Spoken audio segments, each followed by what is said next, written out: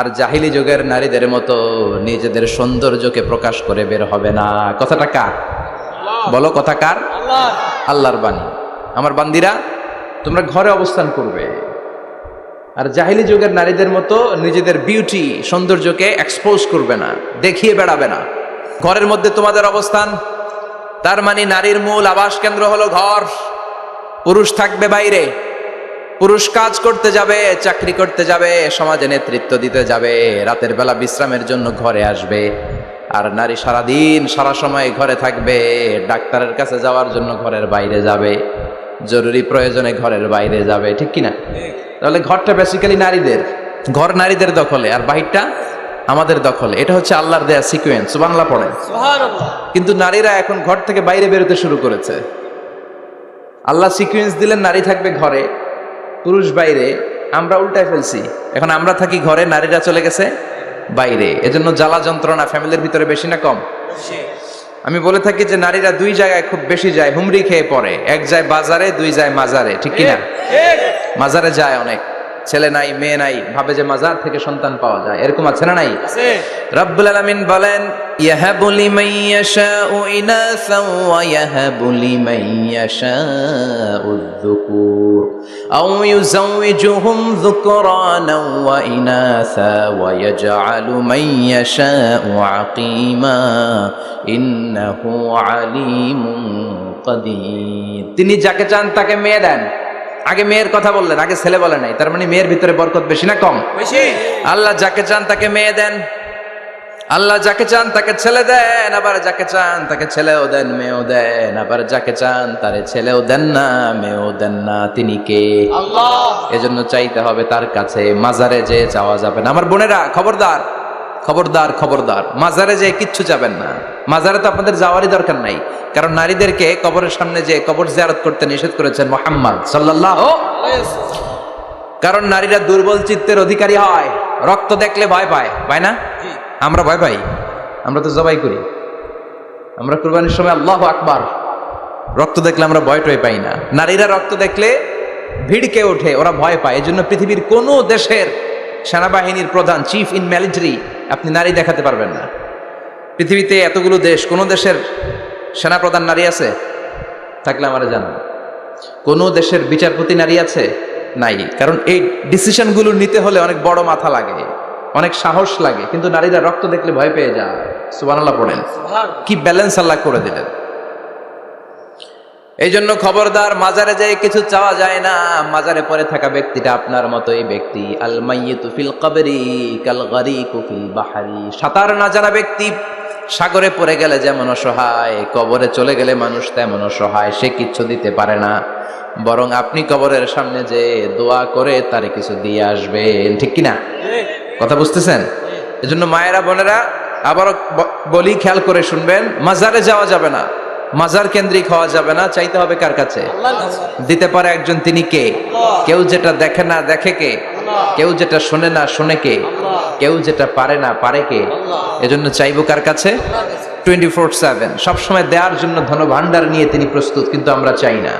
এজন্য মায়েরা, যারা এতদিন মাজার কেন্দ্রিক ছিলেন, এই অভ্যাসকে আপনারা পাল্টে ফেলেন। মাজারেও যাবেন না, বাজারেও যাবেন না। জরুরি প্রয়োজনে হিজাব মেনটেন করে বাজারে যাওয়া যেতে পারে, কিন্তু এই কাজটা মূলত পুরুষদের। কাদের কথা বলেন? এজন্য আল্লাহ বললেন, ওয়াকারনা ফি বুয়ুতিকুন, নারী তোমরা ঘরে থাকো। কিন্তু ঘরে না থেকে এখন বাজার কেন্দ্রিক, মাজার কেন্দ্রিক, ঘরে থাকতে চায় না। ঘরেই যে আল্লাহ কত দায়িত্ব দিয়েছে নারীদের। এক একটা ঘর এক একটা ফ্যামিলি, এক একটা ফ্যামিলি এক একটা ইনস্টিটিউশন, প্রতিষ্ঠান। আর এই প্রতিষ্ঠানের এমডি, ম্যানেজিং ডাইরেক্টর হচ্ছে এক একটা মহিলা। চিল্লা এখন ঠিক কিনা? রব্বুল আলামিন নারীদেরকে ঘরের এমডি বানালেন, বাড়ির এমডি, ম্যানেজিং ডাইরেক্টর। অনেক কিছু ম্যানেজ করতে হয়। ফুড ম্যানেজমেন্ট জানা লাগে, কুকিং ম্যানেজমেন্ট জানা লাগে, রেয়ারিং আপ দ্য চিলড্রেন জানা লাগে, ডিপ্লোমাসিও জানা লাগে। কেমন করে রান্না করবে এটা জানতে হয়, কেমন করে ঘরকে ক্লিন রাখবে জানতে হয়, কেমন করে ছেলে মেয়েকে লালন পালন করতে হবে জানতে হয়, কেমন করে স্বামীর মন জুগিয়ে শাশুড়ির মন জুগিয়ে চলতে হয় সেটাও জানতে হয়। এটার বলে ডিপ্লোমাসি। কূটনৈতিক জ্ঞান না থাকলে আরেক বাড়ির মাইয়া নতুন এক বাড়িতে যাইয়া সবার সাথে মিলেমিশে চলতে পারে? কথা কন। আপনার ডিপ্লোমেসি জানা লাগে, আপনার food management, cooking management, washing management, rearing up the children, চিলড্রেনদেরকে কিভাবে বড় করতে হয় এটা জানতে হয়। তো এত দায়িত্ব ধুইয়া আপনার ম্যানেজিং ডাইরেক্ট দায়িত্ব দিয়ে আপনি বাইরে যান কেন? কথা বলেন। এজন্য আল্লাহ বললেন ওয়াকারনা ফি বুয়ুতিকুন্না, ঘরে থাকবা। ঘরে থাকলে ওই ঘরটারে বরকতময় করে দেয় কে? আল্লাহ। দেখবেন যেই ঘরে নারী থাকতে পারে না ওই ঘরটা উস্কো খুস্কো, রুক্ষ, ভালোবাসার ছোঁয়া নাই, ওই ঘরের মধ্যে মাধুর্যতা নাই, প্রেম নাই, মমতা নাই, সব কেমন যেন অগোছালো। কারণ নারীর হাত পেলে একটা ঘর যেরকম সুন্দর হয়, নারীর হাত না লাগলে ঘরটাকে ওই রকম সুন্দর করে সাজানো যায়। মাঝে মাঝে আমরাও ঘর গুছাই, মাঝে মাঝে আমরাও ঘরকে পরিচ্ছন্ন করতে চাই, কিন্তু মেয়েরা যেমন করে সাজায় আমরা তেমন করে পারি নাকি? কথা কয় না? কথা বলেন। পারি পারি। আমরা মাঝে মাঝে রান্না করি, মহিলা রান্না করলে যেই স্বাদ হয় আমাদেরটা ওইটা হয়। কথা বলেন। এজন্য আল্লাহ বললেন ওয়াকারনা ফি বুয়ুতিকুন্না, ঘরে থাকবা। পুরুষরা থাকবে বাইরে, তোমরা প্রয়োজনে বাইরে যাবা, আর পুরুষরা রাত্রি বেলায় বিশ্রামের প্রয়োজনে ঘরে আসবে। কার কথা? কার কথা? আবার আল্লাহ নারীদেরকে বললেন চোখ নামাও, আমাদেরকেও বললেন চোখ নামাও, তাদেরকেও বললেন চোখ নামাও। ওয়াকুল্লিল মুমিনাতি ইয়াগদুদনা মিন আবসারিহিন, ও নবী নারীদেরকে বলেন তারাও যেন পরপুরুষ দেখলে চোখ নামিয়ে রাখে। ওয়া ইয়াহফাজনা ফুরুজাহুন্না, তারা যেন তাদের প্রাইভেটসকে হেফাজত করে। ওয়ালা ইউবদিনা যিনাতাহুন্না ইল্লা মা যাহারা মিনহা, দেহের সৌন্দর্য যেন বের না করে দেয়। ওয়াল ইয়াদরিবনা বিখুমুরিহিন্না আলা জুয়ুবিহিন্না, আর তাদের বুকের উপরে যেন একটা চাদর নামিয়ে দেয়। সুবহানাল্লাহ। ওড়নাটা যেন উন্নত বক্ষটা তারা ঢেকে রাখে। এখন বুকের উপরে ওড়না থাকে না, ওড়না থাকে গলায়, ঠিক কি না? অবশ্য এইখানে যে বোনেরা আসছে এদের এই সমস্যা নাই, এরা সবাই বোরকা পরে আসছে, এদের আত্মীয় স্বজনের মধ্যে ঝামেলা থাকতে পারে, তো আপনারা যে পৌঁছে দিবেন। ওড়না থাকবে কোথায়? নারীদের বুকের উপরে ওড়না থাকবে, চাদর থাকবে, গলার মধ্যে ওড়না রাখার জন্য বলা হয় নাই। ওয়ালিয়াদরিবনা বিখুমুরিহিন্না আলা জুয়ুবিহিন্না, বুকের উপরে রাখো, নিজেকে ঢেকে রাখো, হেজাব করো। হেজাব করলে নারীর মর্যাদা বাড়িয়ে দেয় কে? সম্মানিত বোনেরা, নারী স্বাধীনতার কথা যারা বলে টেলিভিশনে, এগুলো শুনে আপনারা ভড়কে যাবেন না, এগুলো শুনে আপনারা পাগল হবেন না। মনে রাখবেন হেজাব আপনার অধিকার, হেজাব নারীর অধিকার, এটা নারীর সৌন্দর্যের প্রতীক। হেজাব নারীর আভিজাত্যের প্রতীক, হেজাব নারীর সৌন্দর্যের প্রতীক, আভিজাত্যের প্রতীক, তার রূপের প্রতীক, এটা তার অধিকার। চিৎকার করে বলেন ঠিক কিনা? কেমন করে হেজাব দেহ থেকে সরাতে হয়, কেমন করে দেহ থেকে কাপড় নামানো যায়, এটা হইল শয়তানের মিশন। এটা কি? শয়তান যখন নিষিদ্ধ ফল সাইয়েদনা আদম আর হাওয়া আলাইহিস সালামকে খাইয়ে দিল, সাথে সাথে জান্নাতের কাপড় পড়ে গেল। জান্নাতেও কাপড় খুলে দিল, দুনিয়াতেও খোলে, ঠিক কিনা? শয়তানের মিশনই এইটা, কাপড় যত কমানো যায়, কাপড় যত কমানো যায়। এজন্য খবরদার, আপনারা অনেক সম্মানিতা, খেয়াল রাখবেন পৃথিবীতে যে জিনিসের মর্যাদা যত বেশি, সম্মান যত বেশি, যেটা যত বেশি দামি ওইটা তত বেশি প্যাকেটের ভিতরে থাকে, ঠিক কিনা? ঝিনুকের ভিতরে থাকে মতি, মতি খোলা থাকে না। স্বর্ণ অলংকার, স্বর্ণের দোকানে যখন যাবেন দেখবেন শাটারের সামনে এত বড় বড় তালা, অন্য দোকানে এত মোটা তালা নাই। আবার যেখানে গ্লাস ফিটিং করা স্বর্ণ রাখা হয় ওইখানেও কয়েকটা লকার সিস্টেম আছে না নাই? ঘরে যখন আমরা অর্নামেন্টস রাখি, গহনা রাখি, ঘরের সবচেয়ে গোপন কক্ষের ভেতরে, গোপন আলমারির ভেতরে, গোপন সিন্ধুকের গোপন ড্রয়ারের ভেতরে কয়েকটা তালা মেরে স্বর্ণ রাখি। জোরে কোন ঠিক কিনা? 50,000 টাকার বান্ডিল নিয়ে যখন রাস্তায় বেরোয়, কেউ হাতে নিয়ে বেরোয় না, এমনি দেখায় দেখা যায় না। এই যে দেখ 50,000, কখনো কাউরে 1,000 টাকার নোট ধরেন, এটা 1,000 টাকার নোট, কয় হাজার টাকার নোট? কথা কয় না? 1,000 টাকার নোট। এটা কাউরে দেখবেন যে 1,000 টাকার নোটটারে এইভাবে করে এদিকে অর্ধেক আর এইভাবে এইভাবে রেখে রাস্তায় হাঁটতেছে, কোনো পাগলও হাঁটবে? কোনো পাগলও হাঁটে না, কারণ দামি জিনিস। এটার হেজাব লাগবে, এটার নেকাব লাগবে, এটাকে প্যাকেট করতে হবে, এটাকে প্রিজার্ভ করতে হবে। এজন্য যে নারীরা হেজাব করে তারা কোনোদিন ইফটিজিং এর শিকার হয় না। চিল্লায় বলো ঠিক কিনা? হেজাব যারা করে তারা বিপদে পড়ে না, কারণ হেজাব করলে এক একটা নারীকে জান্নাতের হুরপরির মতো লাগে, ঠিক কিনা? সম্মানে মাথাটা নিচু হয়ে আসে, তাকাতে গেলেও ভয় লাগে। আল্লাহু আকবার, কি সম্মান আল্লাহ দিলেন! এজন্য আমার মায়েরা বোনেরা, আপনাদের সম্মান রব্বুল আলামিন হেজাবের ভেতরে রেখেছে। হেজাব হচ্ছে আপনার সিকিউরিটি। হেজাব কি? এটা আল্লাহর দেয়া আপনার জন্য সিকিউরিটি। আপনি আপনার সিকিউরিটিকে নষ্ট করতে পারবেন? এজন্য ইসলাম বলে খবরদার, নারী যদি কোনো দূরের জায়গায় সফর করে, দূরের রাস্তায় সফর করে নারী যেই তো সম্মানিত, একা একা কোনো নারী যেতে পারবে না, সিকিউরিটির দরকার আছে না নাই? বডিগার্ডের দরকার আছে না নাই? কেউ যখন বাংলার জমিন থেকে মক্কায় উমরা করতে যায়, মাহরাম পুরুষ না থাকলে তারে ভিসা দেয়, কারণ সম্মানিতা, বডিগার্ড লাগবে। জানেন এটা? মাহরাম পুরুষ যদি না থাকে, এই মাহরাম হচ্ছে বডিগার্ড। মাহরাম পুরুষ না থাকলে উমরার ভিসা হয় না, হজের ভিসা হয় না, কারণ লম্বা সফর, আর যে সফর করবে সে সম্মানিতা। সম্মানিতা নারীর জন্য সিকিউরিটির দরকার আছে না নাই? বডিগার্ড লাগবে কি লাগবে না? কি সম্মান ইসলাম আমাদেরকে দিল বুঝলামই না আমরা। আপনাদেরকে প্রোটেক্ট করার জন্য, আপনাদের সিকিউরিটি এনশিওর করার জন্য আল্লাহ তাআলা হিজাবের বিধান দিয়েছে। চিল্লায় পড়েন সুবহানাল্লাহ। এজন্য নারীর সম্মান, নারীর মর্যাদা রব্বুল আলামিন হিজাবের ভেতরে দিয়েছে।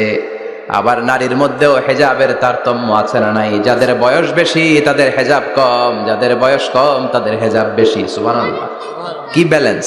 কিন্তু রাস্তায় দেখবেন নানির হাতে হাত মোজা, নানি নাতনি, নানির হাত মোজা আছে, পা মোজা আছে, গায়ে বোরকা আছে দুইটা, সাথে ষোড়শী অষ্টাদশী তরুণী তন্নি যুবতী, নাতনিটার বুকের মধ্যে কাপড় নাই, গলায় আছে ওড়না, আছে না নাই? তার মানে পুরাই উল্টা। দরকার ছিল নাতনির হাতে মোজা, পায়ে মোজা, দুইটা বোরকা।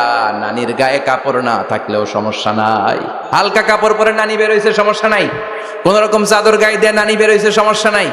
কিন্তু নাতনির গায়ে বোরকার দরকার আছে না নাই?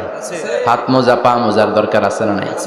মা মেয়ে বের হয়েছে, মায়ের গায়ে দুই বোরকা, হাত মোজা, পা মোজা, মেয়ের গায়ে কাপড় নাই, হাফ নেকেড, আছে না নাই? নানির দিকে তাকাবে কে? উনি তো এক্সপায়ার্ড, উনি কি ডেট শেষ। কথা বলেন, কেউ তাকাবে?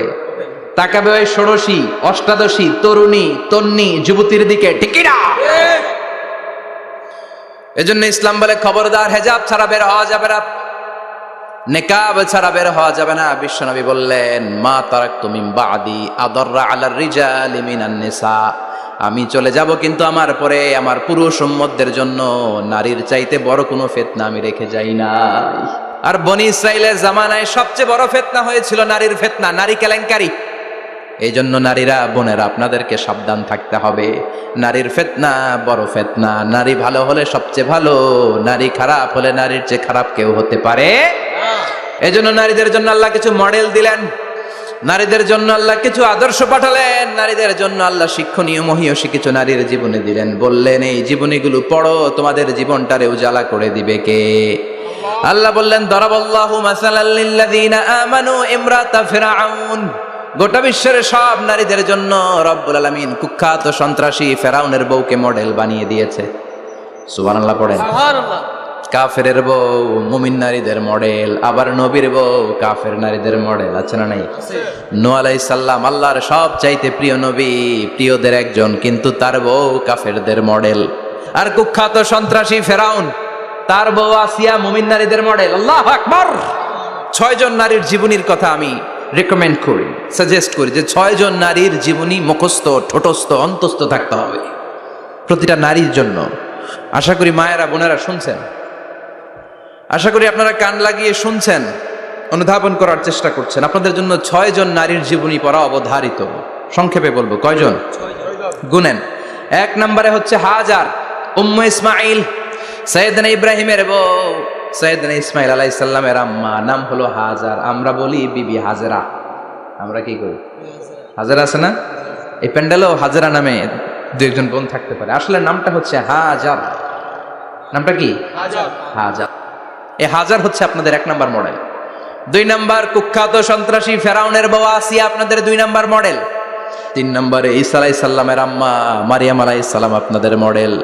বিশ্বনবীর প্রথম বউ খাদিজা আপনাদের মডেল। বিশ্বনবীর একমাত্র কুমারী বউ মা আয়েশা আপনাদের মডেল। আর বিশ্বনবীর কলিজার টুকরা সাইয়্যিদাতুনা ফাতিমা আপনাদের জন্য মডেল। সুবহানাল্লাহ পড়ে। কয়জন? 6 জন। জোরে বলেন। 6 জন। প্রথমে কার নাম বলেছি? হাজার। দ্বিতীয় আসিয়া। 3 নম্বর মারিয়াম। 4 নম্বর খাদিজা। 5 নম্বরে আয়েশা। 6 নম্বরে ফাতিমা। সুবহানাল্লাহ পড়ে। বিশ্বনবী বলেছেন, কামুলা মিনার রিজালি কাসির, পুরুষদের মধ্যে কামেল পুরুষের অভাব নাই। ওয়ালাম ইয়াকমুল মিনান নিসা ইল্লা 4, নারীদের মধ্যে কামেল নারী হচ্ছে 4 জন। কয়জন? 4 জন।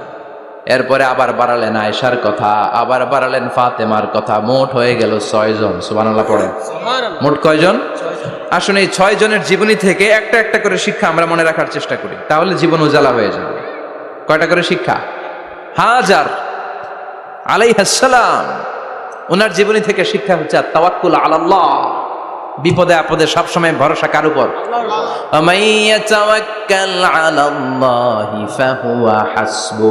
যে ব্যক্তি আল্লাহর উপর ভালো করে তাওয়াক্কুল করে একমাত্র আল্লাহই তার জন্য যথেষ্ট হয়ে যায়। সুবহানাল্লাহ। সুবহানাল্লাহ পড়ছেন? পড়েন সুবহানাল্লাহ। হাজার আলাইহিস সালাম, ওনার জীবনী থেকে শিক্ষা হচ্ছে আল্লাহর উপর তাওয়াক্কুল। সাইয়েদনা ইব্রাহিম আলাইহিস সালাম সাইয়্যিদাতুনা হাজারকে নিয়ে, দুধের বাচ্চা ইসমাইলকে নিয়ে মক্কার মরুজমিনের মাঝখানে রেখে আসলেন। মানুষ নাই, প্রাণী নাই, খাওয়ার পানি নাই, কোনো পশু পাখি নাই, আকাশের পাখিও নাই, কেউ নাই, একটা মাত্র পানির মশক। একটা মশকের ভেতরে সামান্য কিছু পানি। দুধের বাচ্চা ইসমাইলকে নিয়ে সাইয়্যিদাতুনা হাজার দাঁড়িয়ে রইলেন। কোনো কথা না বলে বিবি আর বাচ্চাকে রেখে চলে যাচ্ছেন। চোখের পানি ছেড়ে সাইয়্যিদাতুনা হাজার ডেকে বললেন, ইব্রাহিম একটু দাঁড়াও। কথা নাই, বার্তা নাই, কিছুই বললা না। কি আমার অপরাধ? কেন এই ধুধুমরু প্রান্তরে আমাকে দুধের বাচ্চাটারে রেখে গেলা? শুধু একটা কথাই জানতে চাইবো, এই যে আমাদেরকে রেখে পাষণ্ডের মতো তুমি চলে যাও, এটা কি তোমার নিজের ইচ্ছায় নাকি আল্লাহর ইচ্ছায়? সাইয়েদনা ইব্রাহিম কোনো কথা না বলে শুধু প্রশ্নের উত্তর দিলেন, বললেন আল্লাহর ইচ্ছায়। কার ইচ্ছায়? নবীরা নিজের ইচ্ছায় কিছু করে না, যেটাই করে করে কার ইচ্ছায়?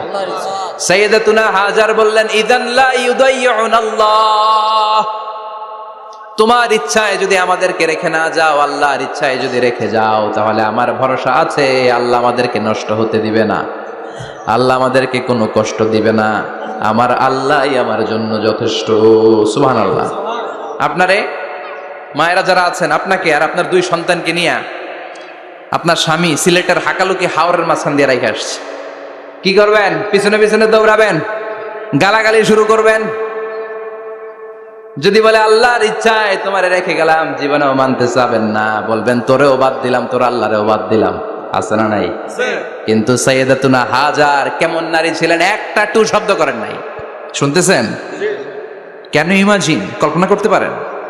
ধুধুমরু প্রান্তর, খাওয়ার কিছু নাই, পান করার কিছু নাই, কথা বলার মতো একটা মানুষ নাই, রৌদ্রের তাপ মরুভূমির বালুর উপরে এমন ভাবে পড়ে। সৌদি আরবের মরুভূমি যারা দেখেছেন, প্রচন্ড বালুর মধ্যে চাল রেখে দিলে চালগুলো মুড়ি হয়ে যায়। ওই প্রচন্ড মরুভূমির মধ্যে দাঁড়িয়ে বললেন, যদি আল্লাহর ইচ্ছা হয়, আমার আল্লাহ আমার জন্য যথেষ্ট। ঠিকই আল্লাহ যথেষ্ট হয়েছেন। এই মহিলাকে দিয়ে মক্কা আবাদ হয়েছে। মক্কায় কোনো মানুষ থাকতো না, এখন মক্কায় গেলে জায়গা পাওয়া যায়। 25 লক্ষ লোক আমরা হজ করেছি এবার। প্রতিদিন 3 লক্ষ 4 লক্ষ মসজিদুল হারাম একসাথে জামাত। জুমার নামাজের দিন 5 লক্ষ 7 লক্ষ 10 লক্ষ হয়ে যায়। এতগুলো মানুষ আগে ছিল না। সব হলো সাইয়্যিদাতুনা হাজারের ইমানের ফসল। সুবহানাল্লাহ। এই নারী এখানে থাকলেন আল্লাহর উপর ভরসা করে, ইমানের পরীক্ষা দিতে লাগলেন। একদিনের ব্যবধানে খাওয়ার পানির মশকের পানি শেষ। ইসমাইল আলাইহিস সালামের পায়ের ধাক্কায় জমজমের পানি এলো। জুরহুম নামক একটা গোত্র যাচ্ছিল, তারা এসে ওনার হাতে মুরিদ হলো। সুবহানাল্লাহ। তারা এসে বলল, আমাদেরকে শুধু জমজমের পানি খেতে দেন, আপনি যা বলবেন সব আমরা মেনে নিলাম। শুরু হলো মক্কার আবাদ। হাজার হাজার মানুষ বাড়তে শুরু করলো, মক্কা শহরের এক্সপানশন হলো। গোটা বিশ্ব থেকে লক্ষ লক্ষ মানুষ এখন মক্কার দিকে ছুটে চিল্লায় বলেন, ঠিক কি না? এজন্য আমার মায়েরা অনেক লম্বা জীবনী। তার একটা ঘটনাই বললাম, সাইয়্যিদাতুনা হাজার, ওনার জীবনী থেকে আমার মায়েদের বোনেদের জন্য শিক্ষা, তাওয়াক্কুল আলাল্লাহ। বাঁচি আর মরি, সুস্থ থাকি আর অসুস্থ থাকি, বিপদে থাকি আর যেই কোনো সমস্যায় থাকি না কেন, ভরসা করতে হবে একজনের উপর। তিনি কে? আল্লাহ। আল্লাহর উপর যে ভরসার মতো ভরসা করতে জানে, আমার আল্লাহই তার জন্য যথেষ্ট। ঠিক কি না? তাহলে হাজার থেকে আমার বোনদের জন্য শিক্ষা হচ্ছে, তাওয়াক্কুল করব আমরা কার উপরে? ভরসা রাখবো কার উপর? সবসময় আত-তাওয়াক্কুল আলাল্লাহ, আল্লাহর উপর ভরসা করতে হবে আমার মায়েরা, আমার বোনেরা। 2 নম্বরে বলেছি কার কথা? আসিয়া রাদিয়াল্লাহু তাআলা আনহা আলাইহাস সালাম, ফেরাউনের স্ত্রী। এই মহিলা অনেক দামি মহিলা, মুসা আলাইহিস সালামের পালক মা। সুবহানাল্লাহ পড়েন। নিজের সন্তান ছিল না, সাইয়েদনা মুসা আলাইহিস সালামকে লালন পালন করেছেন। গোপনে গোপনে মুসা আলাইহিস সালামের উপর ঈমান এনেছেন, গোপনে গোপনে রাত্রিবেলা তাহাজ্জুদ পড়ে চোখের পানি ছেড়ে চাইতেন কার কাছে? ফেরাউনের বউ আর ফেরাউনের ফিনান্স মিনিস্টার, অর্থমন্ত্রীর বউ, দুইজন লুকিয়ে কালিমা পড়ে মুসলমান। ফেরাউন কিছু জানে না। সুবহানাল্লাহ। কি আল্লাহর খেলা! ফেরাউন লক্ষ লক্ষ বনি ইসরাইলের ছোট্ট বাচ্চাকে জবাই করেছে একটা বাচ্চাকে ঠেকানোর জন্য। নাম কি? মুসা। আর ফেরাউনের ঘরে আল্লাহ মুসাকে বড় করলেন। কোন সুবহানাল্লাহ! লুকিয়ে লুকিয়ে ঈমান আনলো। ফেরাউনের বউ আসিয়া, অর্থমন্ত্রীর বউ, দুইজন মিলে ফেরাউনের কাছে ঘটনা পৌঁছে গেল, খবর পৌঁছে গেল। ফেরাউন ডেকে পাঠালো দুধের বাচ্চাকে নিয়ে। ফেরাউনের অর্থমন্ত্রীর বউ হাজির, কুখ্যাত সন্ত্রাসী ফেরাউনের নিজের বউ আসিয়াও হাজির। ফেরাউন বলে, এক আল্লাহর উপর কুফরির ঘোষণা দে, আল্লাহকে বলে যা, আমার পায়ের সামনে সেজদা দে, আমি মাফ করে দেব। আসিয়ার এক কথা, জীবন যাবে কিন্তু ঈমান যাবে।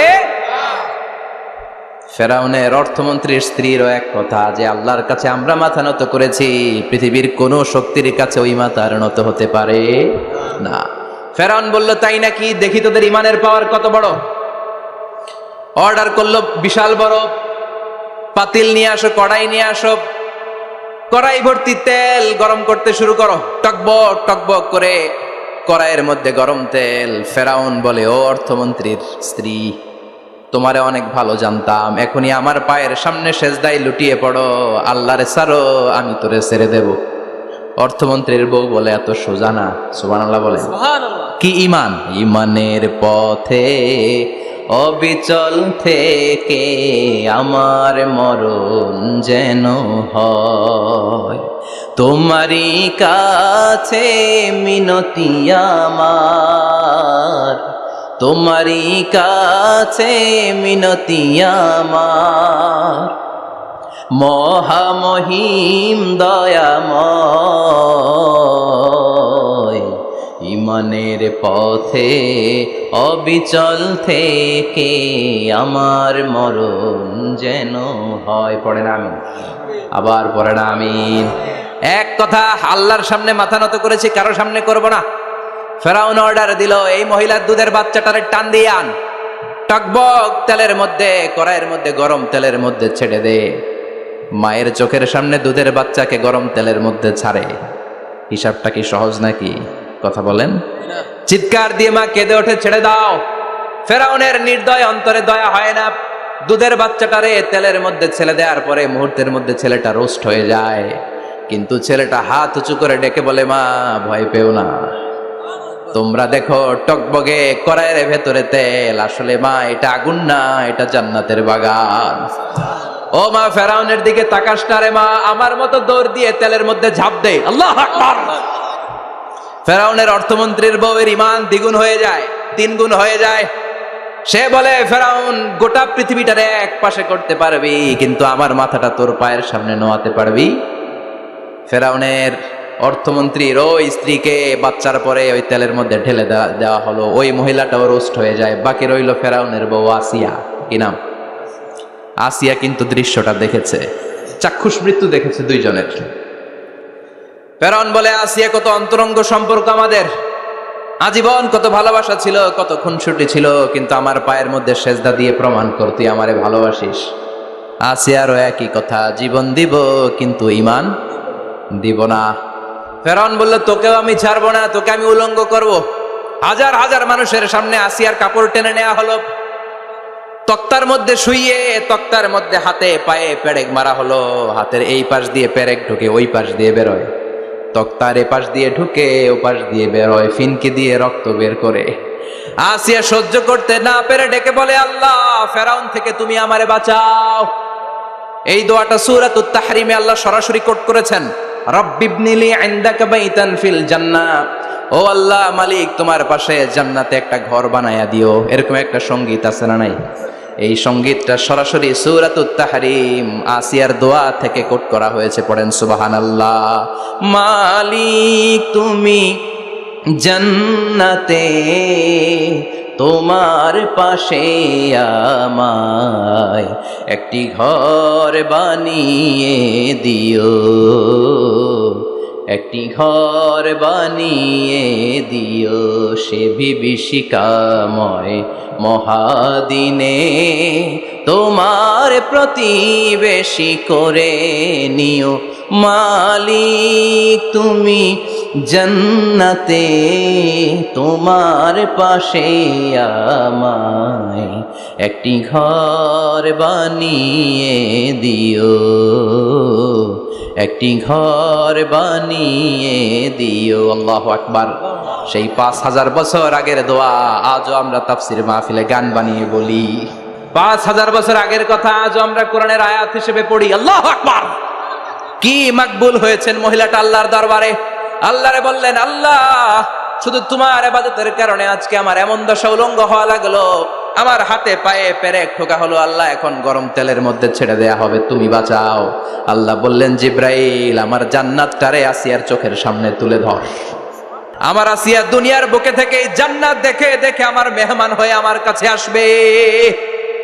আসিয়াকেও গরম তেলের মধ্যে ফেলে দেয়া হলো। দুনিয়ার বুকে থেকে জান্নাতের নমুনাটা দেখতে দেখতে সাইয়েদাতুনা আসিয়া আল্লাহর কাছে চলে গেলেন। পড়েন আল্লাহু আকবার। এজন্য ঈমানের পথে অবিচল থেকে আমার মরণ যেন হয়। পড়েন আমিন। আমিন। তাহলে আসিয়ার জীবনী থেকে আমার মায়েদের জন্য শিক্ষা হলো, ঈমান ছাড়া যাবে না, বেঈমান হয়ে মরা যাবে না, মাজারে গিয়ে মুশরিকাদের কাতারে নাম তোলা যাবে। ওই মায়েরা ঈমান কেমন করে রক্ষা করবেন? ঈমান কত বড় দামি জিনিস, ঈমান একজন নারীর মর্যাদা আল্লাহর কাছে কত বাড়িয়ে তোলে। আসিয়ার জীবনে এই শিক্ষাটা আছে না নাই? কথা কম বোঝা যায়? বোঝা যায়। তাহলে প্রথমে জানলাম কার কথা? হাজারের কথা। হাজারার জীবনী থেকে শিক্ষা ছিল তাওয়াক্কুল করতে হবে একজনের উপর, তিনি কে? আল্লাহ। আসিয়ার জীবনী থেকে আমরা কি শিখলাম? ঈমান রক্ষা করতে হবে। জীবন যাবে, ঈমান যাবে, জীবন যাবে, ঈমান যাবে। 3 নম্বরে মারিয়াম আলাইহিস সালাম, আজীব একটা মহিলা, স্বামী ছাড়া তার পেটের ভেতরে সন্তান দিয়েছে কে? আবার উনার নামে কোরআনে একটা সূরা দিয়েছে কে? কি নাম? সূরাতু মারিয়াম। কাফ হা ইয়া আইন সাদ, যিকরু রাহমাতি রাব্বিকা আবদাহু যাকারিয়া। আল্লাহু আকবার। কি সুন্দর সূরা, কি অন্তমিল, কি চমৎকার ঘটনার বর্ণনা।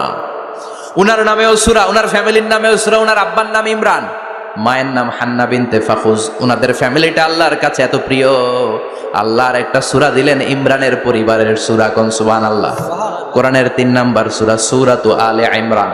কি নাম? সূরাতু। আবার কোরআনে আল্লাহ ওনাকে বলেছেন সিদ্দিকা, মানে সত্যবাদী নারী।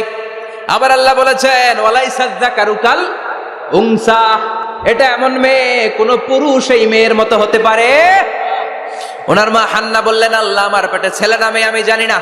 যখন মারিয়াম পেটে, আল্লাহ ছেলে হোক মেয়ে হোক বাইতুল মুকাদ্দাসের খাদেম হিসেবে তুমি কবুল করে নাও। আমার পেটে যা আছে তোমার জন্য মানত করে দিলাম। কিন্তু ভূমিষ্ঠ করার পরে দেখে মাইয়া, ভূমিষ্ঠ করার পরে দেখে কি? মেয়ে। ভাবছিল ছেলে, ছেলে হইলে খাদেম হবে, এখন মেয়ে। আল্লাহ বলে চিন্তা করো না, সাধারণ মেয়ে না। ওয়ালাইসা যাকারু কাল উনসা, এটা এমন মেয়ে কোন ছেলেরাও এই মেয়ের মতো হতে পারে। এই মেয়েকে দিয়ে দেওয়া হলো বাইতুল মাকদাস, one of the major 3 mosques in Islam. ইসলামের সর্বশ্রেষ্ঠ 3টা মসজিদের একটা। এই বাইতুল মুকাদ্দাসের খাদেমা ছিল উনি। মসজিদ ক্লিন করতো আর ইবাদত করতো, ইবাদতে মশগুল হয়ে থাকতো, পাগল পড়া হয়ে থাকতো, চক্ষু বন্ধ করে আল্লাহর কথা স্মরণ করত। মর্যাদা আল্লাহ তো বাড়িয়ে দিলেন, আনসিজনাল যত জান্নাতি ফল সব সামনে এসে হাজির হয়ে যেত। ওনার খালু জাকারিয়া এসে বলতেন, আন্না লাকে হাদা, ও মারিয়াম এই ফল তো এই সিজনে ফিলিস্তিনে নাই, পাইলা কই? তিনি বলতেন, হুয়া মিন ইনদিল্লাহ, রব্বুল আলামিন জান্নাত থেকে ফলের ব্যবস্থা করেছে। কোরআন সাক্ষী, আন্না লাকে হাদা, কোত্থেকে এই ফ্রুট পাইলা? আনসিজনাল, এটা তো এখানে নাই। উনি বললেন, হুয়া মিন ইনদিল্লাহ, ইন্নাল্লাহা ইয়ারযুকু মান ইয়াশাউ বিগাইরি হিসাব। আল্লাহ এরকম যারে চায় বিগাইরি হিসাব রিজিক দিয়ে থাকে। সুবহানাল্লাহ বলেন। সব সময় আল্লাহর ইবাদত, সব সময় তাহাজ্জুদ, সব সময় জিকির করতেন, লা ইলাহা ইল্লাল্লাহু মুহাম্মাদুর রাসূলুল্লাহ। ওনার পুরো জীবনের কোন মুহূর্ত আল্লাহর জিকির থেকে খালি যায় নাই, সব সময় ইবাদতে মশগুল, সব সময় কি? তার মানে মারিয়ামের জীবনী থেকে আমাদের শিক্ষা, আমার মায়েরা বোনেরা ইবাদতে মশগুল থাকতে হবে। কিন্তু দুর্ভাগ্যজনক হলেও সত্যি আমার বোনেরা জি বাংলা নিয়ে মশগুল থাকে। ওনারা মশগুল থাকে ঠিকই, তবে আবাদত নিয়ে না। কি নিয়ে? কথা কন। জি বাংলা কি এখনো দেশে চলে? স্টার জলসা এগুলো চলে, কিরণমালা এই সিরিয়ালগুলো চলে। নতুন সিরিয়াল আসছে, নাম কত কয়েকটা, ওয়াজ মাহফিলে বলা লাগবে আমাদের। কি নাম, কি চলে এখন জানো না তুমি? সর্বনাশ, পাগলের মতো মহিলাগুলো বসে থাকে, রাতে দেখতে না পারলে সকালে কাজা কাফার আদায় করে, আছে না নাই? কাজা আদায় করে ফেলে সকালে। খবরদার, জি বাংলা, স্টার জলসা, হিন্দি মুভি নিয়ে মশগুল থাকা যাবে না আমার বোনেরা। আপনিই পারেন আপনার ফ্যামিলিটারে জান্নাতে ফ্যামিলি বানাতে, আপনিই পারেন পরিবারটারে শান্তিময় করতে। নারী ভালো তো পরিবার ভালো। এজন্য মারিয়াম আলাইহিস সালামের জীবনী থেকে আমার বোনদের জন্য শিক্ষা, ঘরের সব কাজ শেষে অবসর যেই সময়টা পাবো ইবাদতে মশগুল হয়ে যাব, ঠিক কিনা? ইবাদতে মশগুল থাকার দরকার আছে না নাই? তাহলে মারিয়ামের মতো আপনাদের মর্যাদাও বাড়িয়ে দিবে কে? কয়জনের জীবনী গেল, আর বাকি কয়জন শুনবেন? কষ্ট হচ্ছে? এরপরে বিশ্বনবীর প্রথম বউ খাদিজা। কি সুন্দর নাম, খাদিজা বললে ভালো লাগে না? প্রথম নারী যিনি কালিমা পড়ে ইসলাম ধর্ম গ্রহণ করেছেন, আমাদের আম্মা জান। বিশ্বনবীর প্রথম বউ, 25 বছর বিশ্বনবীর সাথে সংসার করেছেন, 3 বছর বিশ্বনবীর সাথে জেল খেটেছেন, শিয়াবে আবি তালেবে। কেমন বউ? জামাইও জেলখানায়, বউ জেলখানায়। বিশ্বনবীর সবগুলো বাচ্চা সন্তান ছেলে মেয়ে এই মহিলার গর্ভ থেকে এসেছে, একজন ছাড়া, ইব্রাহিম বিশ্বনবীর আরেক বউ মারিয়ার গর্ভে এসেছে, বাকি সব খাদিজার গর্ভে। যে আমরা ফাতেমা, বিশ্বনবীর কন্যার নাম কি? ফাতেমার মায়ের নাম কি? খাদিজা। সুবহানাল্লাহ। ফাতেমা, রোকাইয়া, উম্মে কুলসুম, জায়নাব, এই 4 জনের মাই খাদিজা। আবার আব্দুল্লাহ, কাসেম, এদের মায়ের নামও খাদিজা। বিশ্বনবীর সব সন্তান এসেছে খাদিজার পেট থেকে। বরকত বেশি না কম? বিশ্বনবী ভয় পেলে খাদিজার কাছে গেলে ভয় কেটে যেত, সাহস যোগাতেন, শেল্টার দিতেন, ছাতার মতো মাথার উপরে দাঁড়িয়ে থাকতেন। আল্লাহু আকবার। বিশ্বনবী বলতেন, রুজিকতু হুব্বাহা, খাদিজার ভালোবাসা আমার অন্তরে আল্লাহ রিজিক হিসেবে দিয়েছে। আবার বিশ্বনবী বলতেন, আল্লাহ যেই কিয়ামতের দিন বন্ধু বন্ধুরে চিনবে না, ভাই ভাইরে চিনবে না, কেউ কাউরে চিনবে না, ওই কঠিন দিনে আমি আমার খাদিজারে যেন ভুলে না যাই, আমার খাদিজারে যেন দেখা মাত্রই চিনতে পারি এটা আমার খাদিজা। খাদিজাকে নিয়ে মা আয়েশা একদিন একটা কটু কথা বলেছিল, ও নবী, কবে আপনার এই বুড়ি মহিলা, বুড়ি বউ খাদিজা ইন্তেকাল করেছে, তারপরে কত সুন্দরী সুন্দরী বউ আমরা এসেছি, আমার ভালো লাগে না? খালি বুড়ির কথা কন কেন? খালি ওই বুড়ির কথা স্মরণ করেন। আমরা আছি, আমাদের দিকে তাকান, আমরা কত সুন্দরী, আমরা কত ভালো। বিশ্বনবী রেগে গেলেন, মা আয়েশাকে এইভাবে ধরলেন। জীবনে কোনোদিন কোনো স্ত্রীর গায়ে হাত তোলে নাই, শুধু ওই দিন মা আয়েশাকে এইভাবে ধরেছিলেন আর বলেছিলেন, আয়েশা খবরদার, জীবনে এই কথা বলবা না। আমার খাদিজা আমার বিপদের দিনের সঙ্গিনী, তোমরা আমার সুখের দিনের সঙ্গিনী। তোমরা কেউ আমার সাথে জেল খাটো নাই, খাদিজা আমার সাথে জেল খেটেছে 3 বছর। কয় বছর? কি মহিলা ছিল! বিশ্বনবীকে সবসময় আগলে রেখেছে, শেল্টার দিয়েছে, প্রতিভক্ত ছিল। খাবার নিয়ে বিশ্বনবীর জন্য এদিক সেদিক যেতেন, বিশ্বনবী না আসলে খেতেন না। বিশ্বনবীকে কলিজার চাইতো বেশি ভালোবাসতো, পতি যা বলবে তাই শুনতো। ও মায়েরা, খাদিজাতুল কুবরার জীবনী থেকে আপনাদের জন্য শিক্ষা হলো প্রতিভক্তি। কি ভক্তি? এখন প্রতিভক্তি নাই, আমরা করি নারী ভক্তি। এখন নারী নির্যাতন কমে গেছে বাংলাদেশে, বেড়ে গেছে পুরুষ নির্যাতন। কথা কন। এখন আমরা ভক্তি করা লাগে, আমরা ভক্তি না করলে ঘরে খাওয়ান নাই, এরকম ঝামেলা আছে না নাই? কথা বলেন। আপনাদের নাগাইশের মহিলারা অনেক ভদ্র, নাগাইশের মহিলারা নিশ্চয়ই পতিকে অনেক ভক্তি করে। মায়েরা, বোনেরা, আপনার স্বামী যদি আপনার উপরে নাখোশ থাকে, আপনার ইবাদত আপনাকে বাঁচাতে পারবে না। বিশ্বনবী ফাতেমাকে বললেন, ফাতেমা তুমি বিশ্বনবীর মেয়ে হতে পারো, কিন্তু আলী যদি তোমার উপরে নাখোশ থাকে তোমার সব শেষ, সব শেষ। আবার বিশ্বনবী বললেন, আমি যদি এক আল্লাহ ছাড়া কারো সামনে মাথাটা নত করার বিধান দিতাম, এক আল্লাহ ছাড়া যদি কাউকে সেজদা করতে আমি বলতাম, আমি দুনিয়ার সব নারীদের বলতাম স্বামীর পায়ে সেজদা দিয়ে পড়ে থাকো। কি সম্মান আল্লাহ দিলেন স্বামীকে! আপনার জান্নাত আপনার স্বামীর ভেতরেই। স্বামীকে সন্তুষ্ট করেন, স্বামীর আনুগত্য করেন, দেখবেন ফ্যামিলিটা সুন্দর হবে। আর স্বামীরা স্ত্রীদেরকে ভালোবাসেন, স্ত্রীদেরকে ভালোবাসার গল্প শোনাবেন, দামি দামি শাড়ি কিনে দিবেন, তার স্ত্রীর সাথে প্রেম নিবেদন করেন, ভালোবাসা নিবেদন করেন। সংসারটারে শান্তিপূর্ণ করে দিবে কে? তার মানে খাদিজাতুল কুবরার জীবনী থেকে শিক্ষা কি? বললা গেছি কি শিক্ষা? প্রতিভক্তি। কি ভক্তি? স্বামীকে ভক্তি করা লাগবে, তা না হলে জান্নাত নাই। এরপরে বিশ্বনবীর একমাত্র কুমারী বউ নাম কি? আয়েশা। বিশ্বনবী বললেন উরিতুকি ফিল মানামি সালাসা লায়াল। আয়েশা, বিয়ের আগে তোরে কিন্তু আমি 3 বার স্বপ্নে দেখছিলাম। সুবহানাল্লাহ কইবেন না? বড্ড খুশি হয়ে গেলেন আয়েশা। এরপরে বললেন 3 বার স্বপ্ন দেখার পরে তোমার ব্যাপারে মনের মধ্যে কেমন কেমন যেন ভালো লাগে। তারপরে একটা ছোট্ট কাগজের মধ্যে, জান্নাতি কাগজ, রেশমি কাপড়ের মধ্যে তোমার চেহারাটা এনে জিব্রাইল বললেন দেখেন নবী কেমন লাগে। আমি কইলাম ভালো লাগে। কার মেয়ে? আপনার বন্ধু আবু বকরের মেয়ে, বিয়ে করবেন নাকি? বিশ্বনবী বললেন ও জিব্রাইল, তুমি যদি ঘটক হও, আল্লাহ যদি হয় কাজী, আমি মুহাম্মদ বিয়েতে রাজি। সুবহানাল্লাহ পড়েন। বিয়ে হয়ে গেল, কিন্তু ঘরে দামি ফার্নিচার নাই, টাকা পয়সাও তেমন নাই, কিন্তু আছে খালি সুখ। আছে কি? যেটা টাকা দিয়ে কিনা যায়, টাকা দিয়ে বাড়ি কিনা যায়, গাড়ি কিনা যায়, সুখ কিনা যায় নাকি? টাকা দিয়ে বিছানা কিনা যায়, বালিশ কিনা যায়, ঘুম কিনা যায় নাকি? কথা বলেন। এজন্য সুখ দেয়ার মালিককে। দোকানে সুখ পাওয়া যায়? নাকাইশ বাজারে তো সুখ বেছে না, বেচলে নিয়ে যেতাম আজকে গাড়িতে করে। সুখ বেছে? কথা কন। সুখ পাওয়া যায় না। সুখ দেয়ার মালিক একজন, তিনি কে? মা আয়েশা একমাত্র কুমারী বউ। আদর করে তিনি ডাকতেন হুমায়রা, আবার মাঝে মাঝে ডাকতেন ইয়া আইশু। আয়েশা না, আয়েশু, সংক্ষেপ। এত ভালোবাসতেন মা আয়েশাকে। মা আয়েশা গ্লাসের যেই জায়গা দিয়ে পানি খেতেন, বিশ্বনবী ওই জায়গায় মুখ লাগিয়ে পানি খেত। মা আয়েশা গোশতকে হাড্ডি ফেলে দিলে বিশ্বনবী ওই হাড্ডিটা নিয়ে চষতে শুরু করে দিত। এক বালতি থেকে পানি নিয়ে 2 জনে গোসল করত। আবার বিশ্বনবী মাঝে মাঝে বায়না ধরতো, মাঝে মাঝে রাগও করতো। সুবহানাল্লাহ কোন। স্বামী স্ত্রীর মধ্যে একটু রাগ আছে না নাই? রাগ থাকলে ওইটারে আবার ভালোবাসায় পরিণত করে দেয় কে? রাগ না থাকলে ভালোবাসা তো ভালোবাসাই না, রাগ থাকতেই হবে, তাইলে ভালোবাসার মর্ম বোঝা যায়। চিল্লায় বলেন ঠিক কিনা?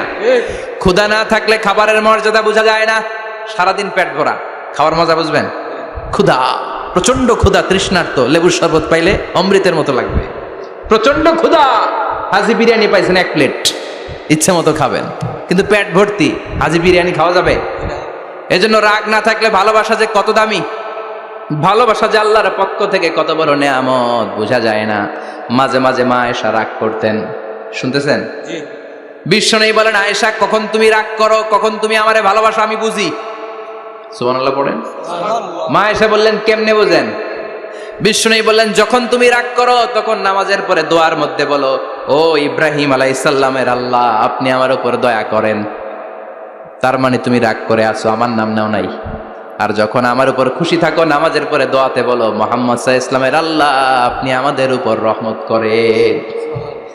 তার মানে খুশির সময় তুমি আমার নাম নাও, রেগে গেলে অন্য নবী দেয়া দোয়া সাইরা দাও, রেগে গেলে আমার নামটা নাও না। মা আয়েশা বলে নবী গো, আমি তো শুধু নামটাই মুখ দিয়ে নেই না, কিন্তু কলিজা থেকে তো আপনারে বাদ দিতে পারি না। আল্লাহু আকবার! কি ভালোবাসা! মা আয়েশা বলতেন আমি যখন বিশ্বনবীর সাথে শীতের রাতে এক ল্যাপের নিচে ঘুমাতাম, তখনও জিব্রাইল ওহী নাজিল করত। সুবহানাল্লাহ নাই? সুবহানাল্লাহ। কোন স্ত্রীর সাথে অন্তরঙ্গ বসবাসের সময় কোরআনের ওহী নাজিল হতো না।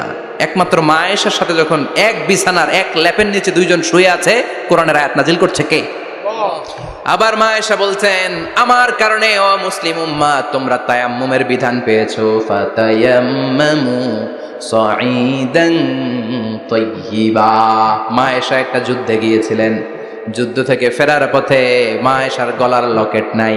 মাঝে মাঝে হয় না, মহিলা গলার লকেট পায় না, পুরা বাড়ি আগুন করে ফেলাইছে, লকেট নাই, লয়ে গেল রে, নিয়ে গেল রে, হারাইলাম রে।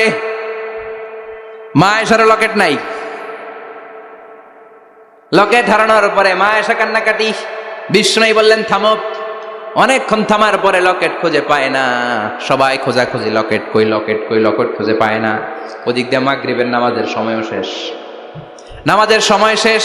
আর যেই জায়গায় লকেট খোঁজার জন্য থামা হয়েছে ওই জায়গায় আবার পানি নাই, পানি সামনে, পানির দিকেও যেতে পারে না, লকেটও খুঁজে পায় না, নামাজও পড়া যায় না। সব সাহাবীরা মিছিল শুরু করছে, আবু বকর রে ধর ধর ধর, আবু বকর রে ধর। আবু বকরের মেয়ের কারণে নামাজ আমাদের চলে যাচ্ছে। সাইয়েদনা আবু বকর ঘটনা বেসামাল দেখে আয়েশার কাছে গেল। যে দেখে বিশ্বনবী মা আয়েশার কোলের মধ্যে, ল্যাপের মধ্যে মাথা দিয়ে শুয়ে আছে। রাগের চোটে বুখারীর বর্ণনা, আঙ্গুল নিয়ে মা আয়েশার পেটের মধ্যে দিল এক খোসা। লকেট হারাইলি কেন ক?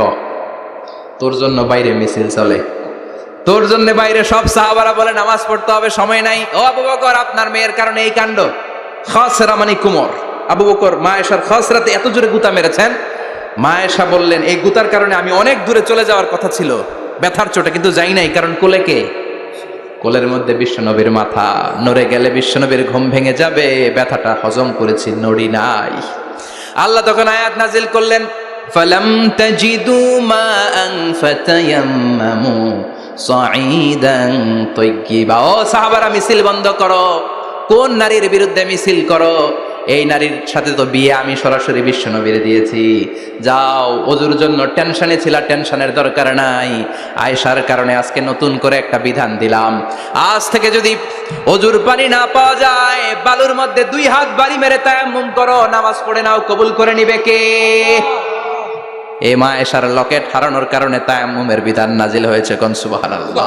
মা আয়েশা বলতেন, আমার কোলে মাথা রেখে বিশ্বনবী শেষ নিঃশ্বাস ত্যাগ করেছে, আবার আমার ঘরের মধ্যেই বিশ্বনবীর কবর। সুবহানাল্লাহ। বিশ্বনবীর কবরটা কিন্তু মা আয়েশার ঘরের মধ্যে। এখনো বিশ্বনবীর কবর যেই জায়গায়, এই জায়গায় মা আয়েশার ঘর ছিল। সুবহানাল্লাহ। কোন 2210টি হাদিস বর্ণনা করেছেন। কত কথা কেন? 2210টা। ফ্যামিলির হাদিস বর্ণনার জন্য মা আয়েশাকে আল্লাহ তাআলা বিশ্বনবীর ট্যাপ রেকর্ডার বানিয়ে পাঠিয়েছেন। যাই বিশ্বনবী বলতেন ট্যাপ রেকর্ডের মতো রেকর্ড করে সব সাহাবীদের কাছে বর্ণনা করতেন। কত কবিতা উনি নিজে জানতেন, নিজেই জানে না। কত মাসালা যে জানতেন তার কোনো হিসাব নাই। ইলমুল ফারায়েজ, বাপ মরলে ছেলে মেয়ে থাকলে কে কতটুকু সম্পদ পাবে, মা আয়েশার চেয়ে এই বিধান মদিনায় কেউ জানতো না।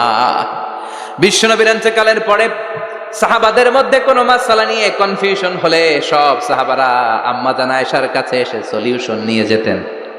সুবহানাল্লাহ। কোন বিশ্বনবী যা বলেছেন সব মুখস্থ রেখেছেন, সব জ্ঞানের কথা ছড়িয়ে দিয়েছেন, সব সময় পড়াশোনা করতেন। সুবহানাল্লাহ। তার মানে মা আয়েশার জীবনী থেকে আপনাদের জন্য শিক্ষা হচ্ছে জ্ঞানার্জন, জ্ঞানানুরাগী হতে হবে। কি হতে হবে? জ্ঞানানুরাগী। বুখারীর বঙ্গানুবাদ পাওয়া যায়, কোরআনের বঙ্গানুবাদ পাওয়া যায়, ইসলামিক অনেক ভালো ভালো রাইটারের বই পাওয়া যায়, ঠিক কিনা? এগুলো পড়ার দরকার আছে না নাই? অনেকে বলে হুজুর আমার ছেলেটা মোবাইল ছাড়া কিছু বোঝে না। কি কয়?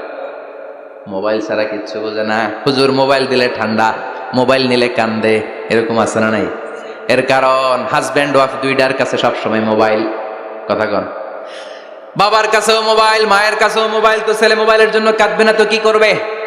বাবার হাতেও যদি বই থাকে, মায়ের হাতেও যদি বই থাকে, ছেলে মোবাইল চাবে নাকি? ছেলেও চাবে বই, ছেলে চাবে কি?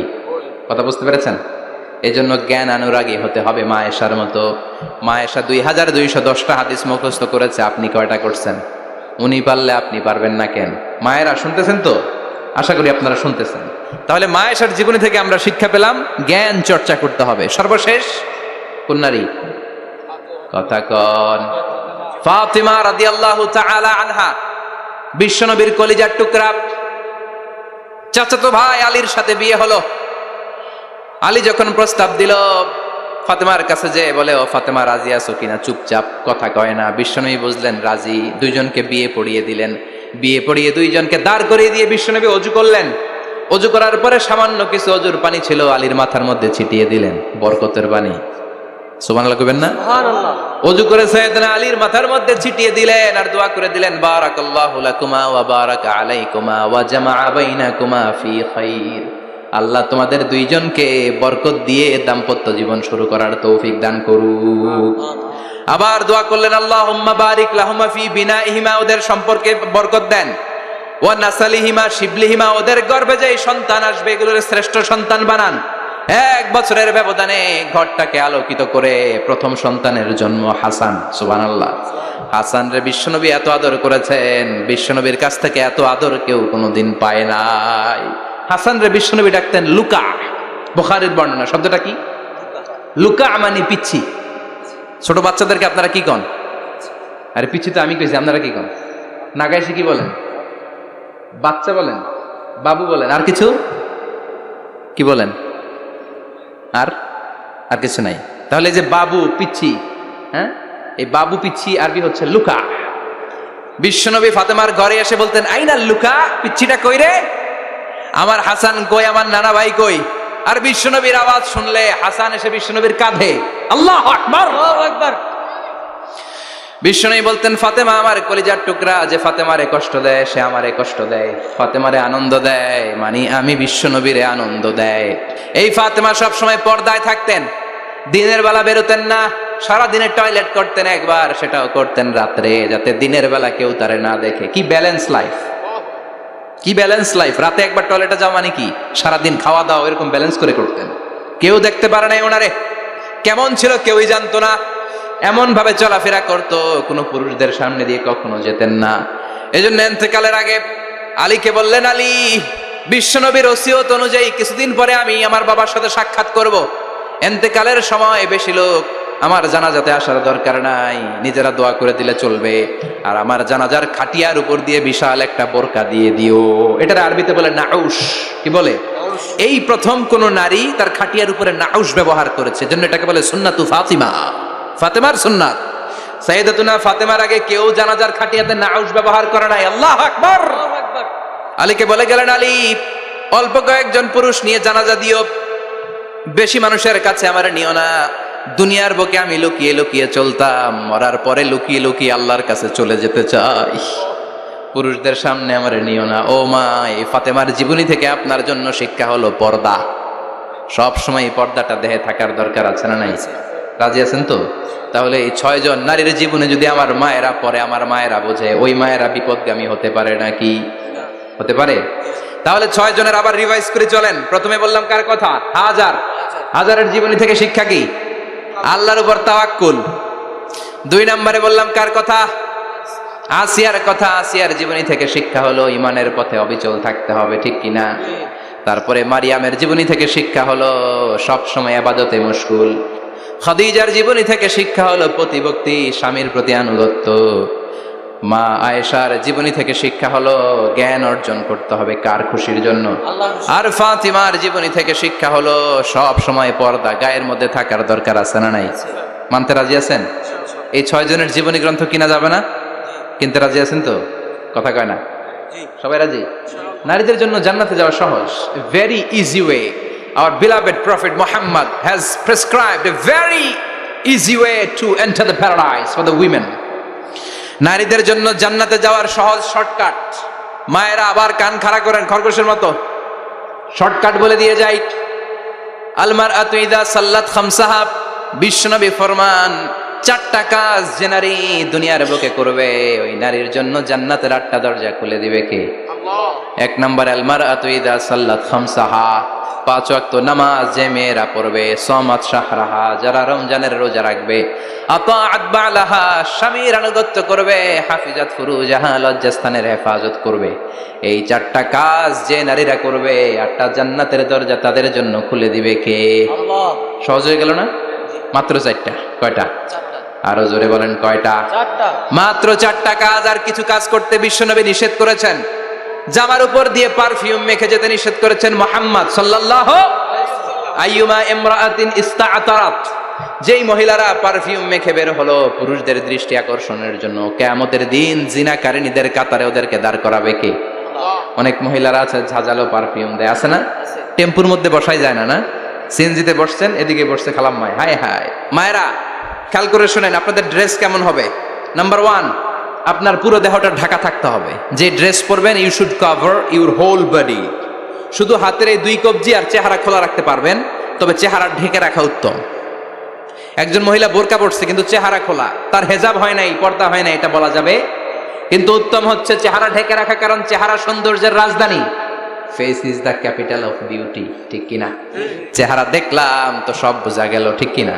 কেমন মাধুর্যতা আছে, দেখতে কেমন সুন্দরী কিনা সব বোঝা যায়। এজন্য চেহারাটাও ঢেকে রাখবেন, চোখটা খোলা রাখবেন। বিশ্বনবীর স্ত্রী উম্মে সালামা বলে, দেখার জন্য আমার 2 চোখের দরকার নাই, লাগবে 1 চোখ। উনি আরেক চোখের মধ্যে আরেক কাপড় দিয়ে রাখতেন, এমনি তাকাইতেন।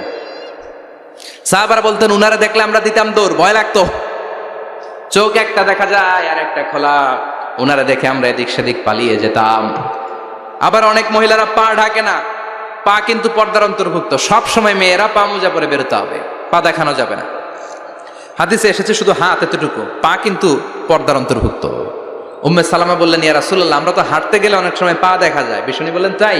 তাহলে এক বৃহৎ নিচ দিয়ে কাপড় বাড়াও। উম্মে সালামা বললেন, জোরে হাঁটলে তো তারপরও দেখা যাবে। বিষ্ণু বললেন, এক হাত বাড়াও, ধুলাবালি সহ টানবা, তারপরও পায়ের 1 ইঞ্চি দেখানো যাবে। তাহলে ড্রেস কোডের প্রথম নিয়ম হচ্ছে পুরো দেহ ঢাকবেন।